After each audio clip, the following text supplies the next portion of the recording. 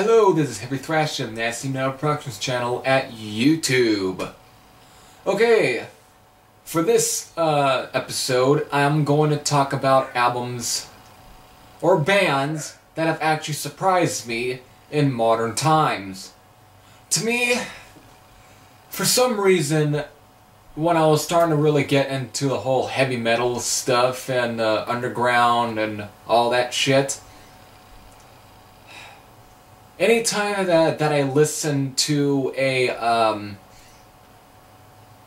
let's say an album from that time, did not seem to be as good as some of the older albums.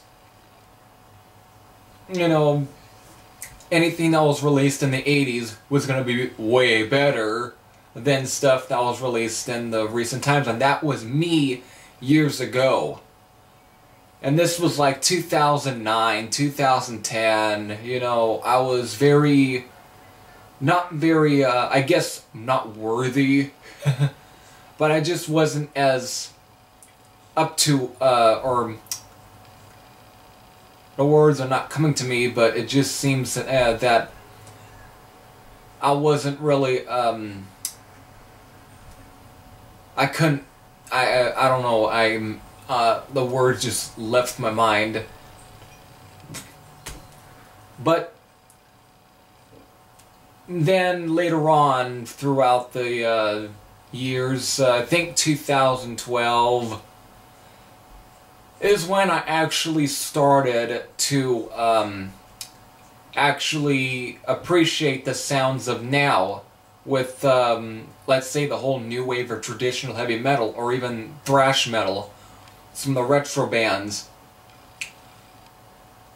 I don't know what it is, but I think at that time I kind of was thinking to myself that we've been getting better bands, which in ways we have been. We have been getting a lot of better bands that actually do the whole 80s sound justice, or sounds of old. You know, we've been getting a lot of bands that actually been doing that, but then recently, I've also been going back and listening to other albums that I got around the time, let's say like the High on Fire album. That album, at first I liked it, but not as much as I do now. Now I think that album is actually pretty fucking good. Again, I think it's got to do with age. I think, even as myself, it just seems that I'm starting to really get into albums that I used to not get into. It's just time. Just takes time, really. So, however, I'm going to go with albums that have actually impacted me for quite a bit. And I think it is starting with 2012. That's when I really started to, and the album that is right here is one that really kind of surprised me. None other. Antichrist with Forbidden World. I didn't know that good thrash metal can still be made by new young bands. Now, this isn't all too earth-shattering, but it is very good. You know, again, I keep repeating myself, but it's still songs such as Minotaur and Necropolis just prove that thrash metal bands can do more than just pure, you know, moshing and shit. It's like, well, they are kind of thrashy. It's almost kind of like when it comes to the songs like Minotaur and Necropolis, it's more almost closer to what Satan was kind of doing with their sort of proto-thrashy type styles. That's what it's got, or even maybe a little bit of Merciful Fate, since their style was also pretty thrashy as well, while being more leaning more towards the progressive sort of structure. It was still very thrashy. that's what the whole musical style is. Not vocal-wise, I'm not trying to compare this like how people want to seem to compare Ghost to Merciful Fate, but I'm like comparing just the song structure. But vocal-wise, the singer for this band isn't a King Diamond, but he's just a little more, actually kind of, not unique, but kind of close to there, where he's actually got a bit of a personality, which fits the music of Antichrist. Just great stuff, and it really did surprise me how that we can still get some pretty good, thrash metal in recent years. And besides, and where it's not just coming from the more big dogs, such as Overkill and Sodom and etc. It's like we can still get some good, young sounding thrash metal. Okay, another one. This one's actually a pretty more known one, actually. A very known one. And that is Oz with Burning Leather. Yeah. I very much held off this album for quite a while, up until last year. Man, I really kicked myself when I finally got this. When listening to it, I was like, I was just listening. The more the album progressed, the more I'm like, I was kicking myself for not picking this up when it came out, or let's say maybe the next year, 2012. This was released in 2011. Same goes for the Antichrist. That album was released in 2011, and I was like thinking, why the hell did I not pick this one up a lot sooner? And while 2013, it was like 2 years in at that time, or starting to become 3 years in, but still, it was like, why didn't I not pick this one up? It's like I dug Fire in the Brain. I dug their first album. I dug Third Warning. I dug some of Decibel Storm. I dug then again, I don't really give that album much of a listen. Roll the Dice, but that album might end up growing on me. But this album was just where Third Warning or Decibel Storm should have left, where it just picks up where some of that is. Well, practically you can consider this an EP, even though there is a Japanese edition that actually throws in 2 other songs, I think from like the single, actually. But The Show Must Go On, I think that one was called, I think. One of those, but if you just it still will be like a mini LP. If you just combine just the songs instead of just the re-recordings, it would still will be really good. But even with the re-recordings, which really does reinvigorate some new fresh sounds into those old songs, it's like, again, it just fits. Every song on here just fits. It's like you go from Dominator to then Searchlights, which sounds, I don't know, maybe it's just not as good as the original, but it's still close to being good. But then you get songs such as Let Sleeping Dogs Lie, Seasons in the Darkness, which is fucking awesome. The title track, Burning Leather, Enter Stadium. Enter Stadium is probably the most hard rockin' sound on this album. It actually sounds like that it probably could have been for the first album, in a way, but it's still got enough balls behind it where it really actually would outdo songs off the first album, not Fire in the Brain. Fire in the Brain was their second one, and everyone should know that. But still, some great songs, and even the re-recordings are just still good. And again, from time to time when I play this one, I still really get a joy out of listening to it. It's just a really great album, and it was a comeback by Oz. And definitely I would put this in the list of one of the best comeback albums in recent times. I can't believe I skipped that album for as much as I did, and I bought that in 2013, and I couldn't believe that I skipped it. Even though I did remember listening to the music video of Dominator, I guess at that time it didn't click with me, but upon listening to the whole album later, it really clicked with me, and every other song was like, again, it was something. Anyways, another band that also really surprised me, and I started listening to this band in 2014, which was last year, and I don't know why I didn't jump on this band early enough, was Death Hammer. I don't know why I didn't give this band enough attention. I don't know why I overlooked them. But again, when I picked this album up because of a recommendation from the guys of the Forces of Steel forum, I really was like, wow, this is really good. I didn't listen to the whole album. I was like, wow, this is really fucking good. Again, just like with Antichrist, it seems like that we can still get some really good thrash metal from bands that are not the more recognizable ones, not the big dogs. That's just how this went.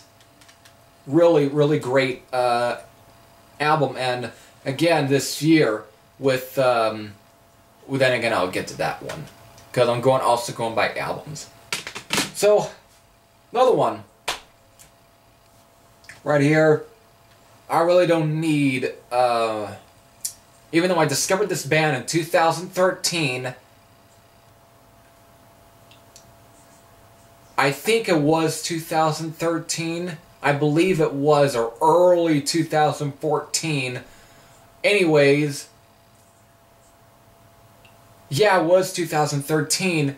When I checked, and they were already released their demo, and probably some of you may know where this is going. If not, then it's time to introduce again to Ambush. Again, when I first heard them from the song was "Don't Shoot, Let 'Em Burn," I completely fell in love.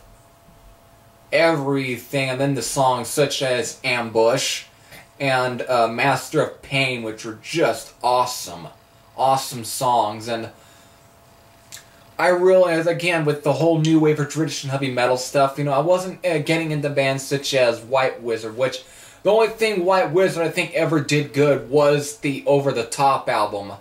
I think that's what that album was called. Still, that one was like the only thing they ever did that was actually worth my time. But after that, I don't remember listening to a whole lot. But I did also listen to some of their Full Speed GTO or something, that High Speed GTO, and again, that didn't do shit for me.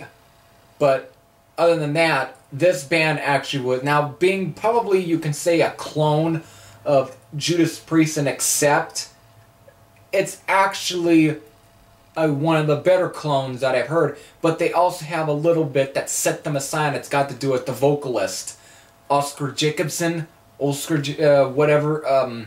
Hope I said his name right. He's just got a distinctive voice that really becomes almost,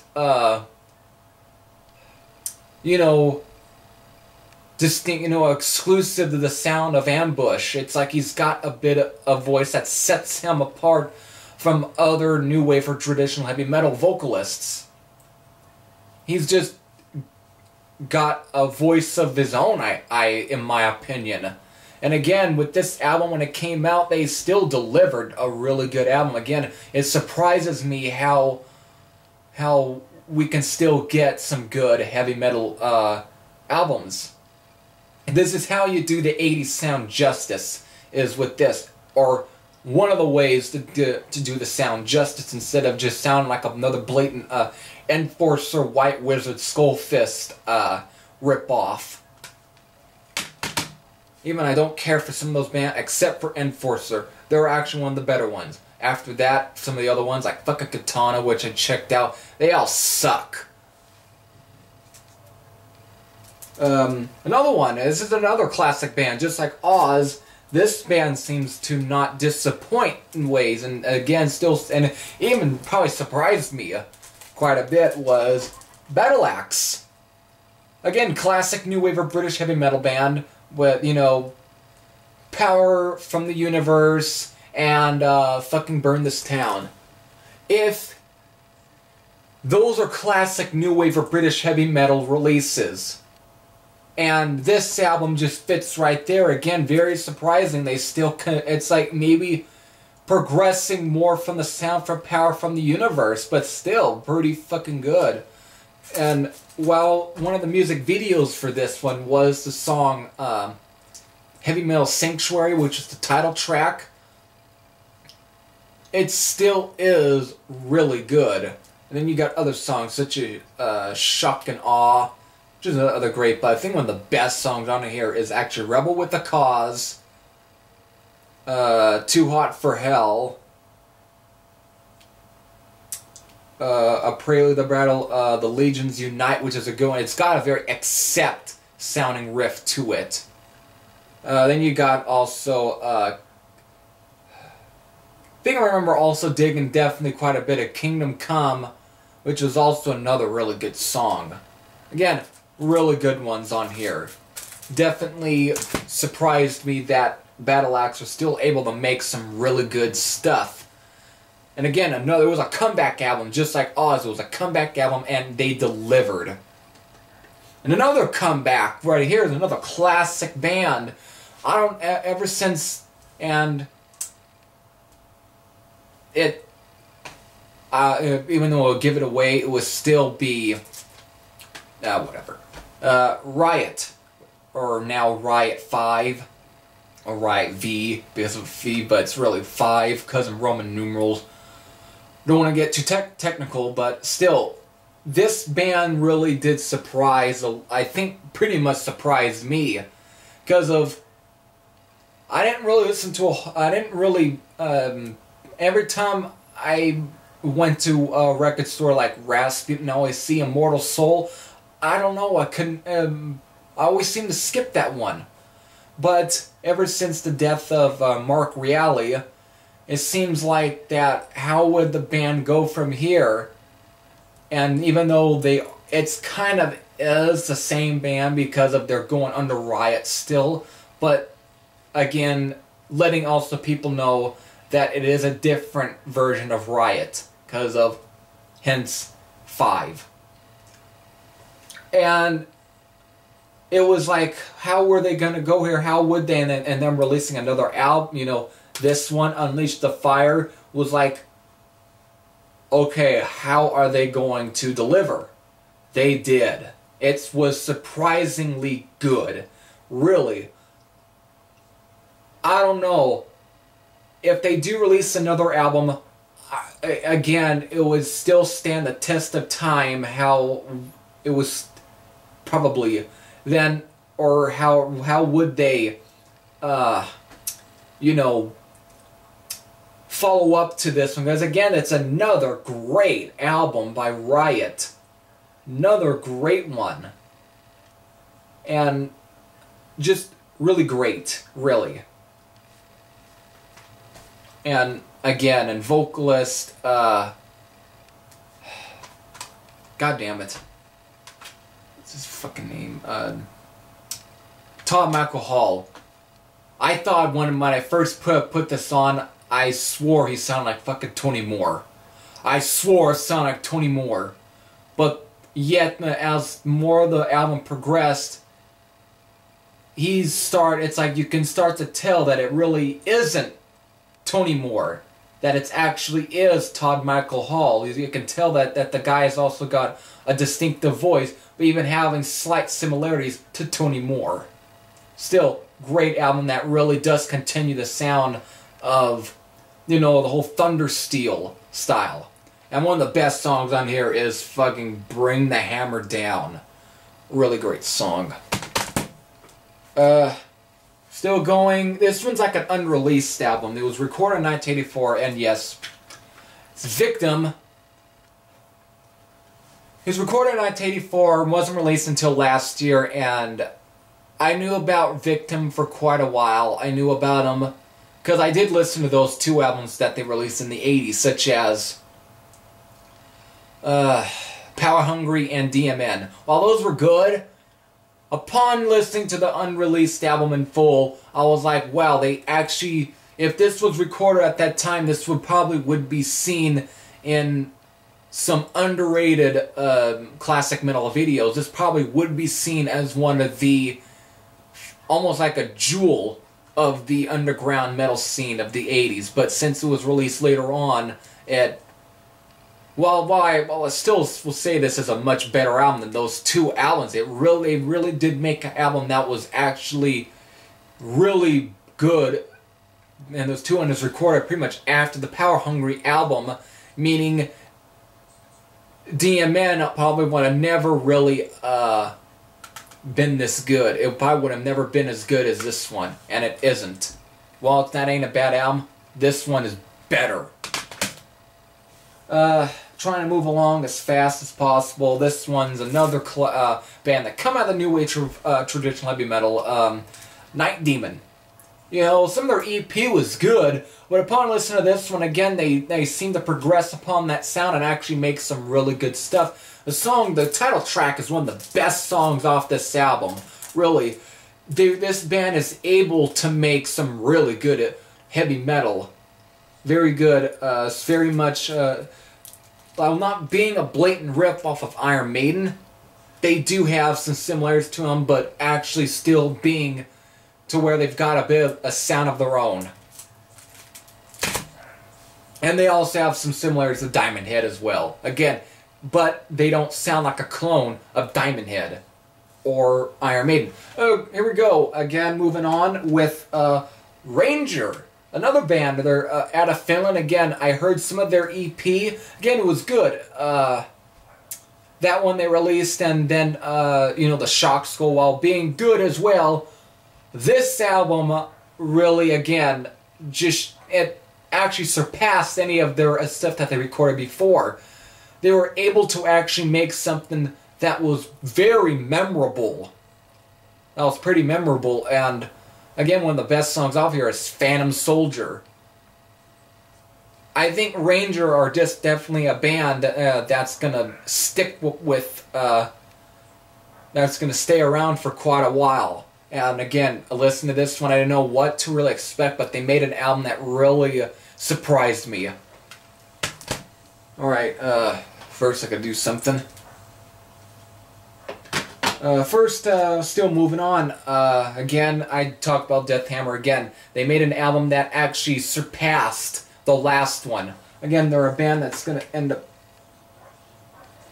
that's just going to end up staying for quite a long time, actually. Still, good one. Surprised the hell out of me still. Death Hammer does not cease to disappoint. They never disappoint. Now this one I got recently. These are now recent ones. And again, I was pretty shocked how good, because I didn't as much care for the demo that they released. But upon listening to this one, it surprised me. And that was Evil Killer with Lethal Assault. This was released just recently, and it really surprised me. And they're out of Spain, and they made an album that was actually good. It was strong. The guitar sound's got a real bite to it. To me, this is like what happens when you mix, you know, it's got a bit of that Agent Steel sound to it, but it also has similarities to other regional bands, or not regional bands from here, but other bands from, like, let's say France, like ADX. They've got a little of that sound going on. It's pretty fucking good. Still, surprised me quite a bit. And I'm trying to move along. Again, another one I got recently was the Witchblade. Again, Sweden does not disappoint. They never cease to. And it's still surprising. This one again is one of the better Swedish bands besides Ambush. Again, does not disappoint. A Scolded Missile, pretty good album. This is where, while Heavy Load's port tried to be, sounding like Heavy Load, this one really did come across as actually sounding very much close to Heavy Load. Now, this album I just got recently, and I pretty much held off this band for quite some time, and I don't know why I did. But I did, and it was a band from 2012. They did release their first album on that year. While I was introduced to them by one of their album covers, it was The Rise to Power. It didn't quite catch me, but upon listening to this album recently, which was their first one, I was like, why did I not listen to this band when I did? And that was Ruler. Evil Nightmares. Really surprised the hell out of me that I skipped this band. While it's not very earth-shattering stuff, it still was like, well, what the fuck was this band when I actually did? Because of it. I see a lot of comparisons to Iron Maiden. Like Night Demon, they get compared to Iron Maiden, but they've also got a bit of a sound that isn't too much like Night Demon. And hell, or Iron Maiden, but there's also I see some people even compare them to White Wizard. Someone compared them to White Wizard. I don't hear a whole lot of influence from White Wizard, maybe a little, but it doesn't sound a lot like them. Does not. It's far from a White Wizard clone. You got some song. That's one of the best songs in here. It actually comes off almost as a ballad, which is kind of crazy. It's like the song's called Alone. You listen to, you read the lyrics, you would think that this would be a sappy ballad, but it actually comes off being one of the best songs. It rocks. At first it does have that sort of ballad-esque style, but as the song progresses, it turns into one great of a rocker of a track.